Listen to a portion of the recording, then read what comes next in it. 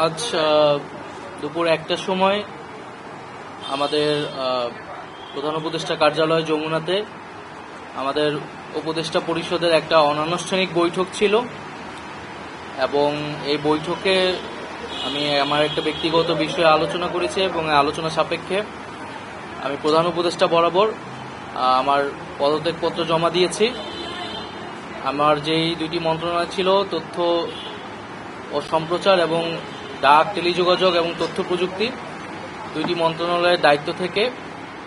আমি ইস্তফা দিয়েছি। এছাড়াও এই জুলাই ফাউন্ডেশন, জুলাই শহীদ স্মৃতি ফাউন্ডেশন সহ সরকারের যেই সকল কমিটিতে আমি ছিলাম, এই সকল কমিটি থেকে আমি একই সাথে ইস্তফা আমার হচ্ছে। তো মূলত একটি গণ অভ্যুত্থানের প্রেক্ষিতে 8ই আগস্ট আমরা গণ অভ্যুত্থানের প্রতিনিধি হিসেবে প্রথমে 2 জন এবং পরবর্তীতে আরও একজন 3 জন অন্তর্বর্তী সরকারে দায়িত্ব নেই অন্যান্য উপদেষ্টাবৃন্দের সাথে। তখন দেশের জাতীয় নিরাপত্তা এবং গণ অভ্যুত্থানের আকাঙ্ক্ষা বাস্তবায়নের লক্ষ্যে আমাদের সেই সময় দায়িত্ব গ্রহণ করাটা আমাদের কাছে মনে হয়েছিল যৌক্তিক। গত 6.5 মাসের প্রেক্ষিতে সরকার কাজ করছে, হয়তো আমরা আশানুরূপ ফলাফল এখনো পাইনি, কিন্তু আমার কাছে মনে হয়েছে যে সরকারের একটা স্ট্যাবিলিটিতে সরকার এসেছে এবং ব্যক্তিগতভাবে সরকারের বাইরে যে দেশের বর্তমান যে পরিস্থিতি, সেই পরিস্থিতিতে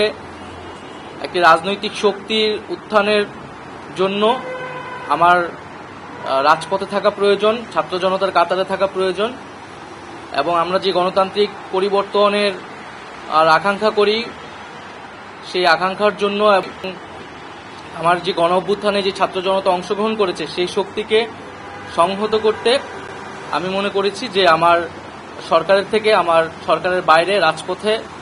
আমার ভূমিকা বেশি হবে এবং আমার বাইরে যারা আমাদের সহযোদ্ধা রয়েছেন তারাও এটি চান এবং সেই প্রেক্ষিতে আমি মূলত আজকে পদত্যাগপত্র জমা দিয়েছি।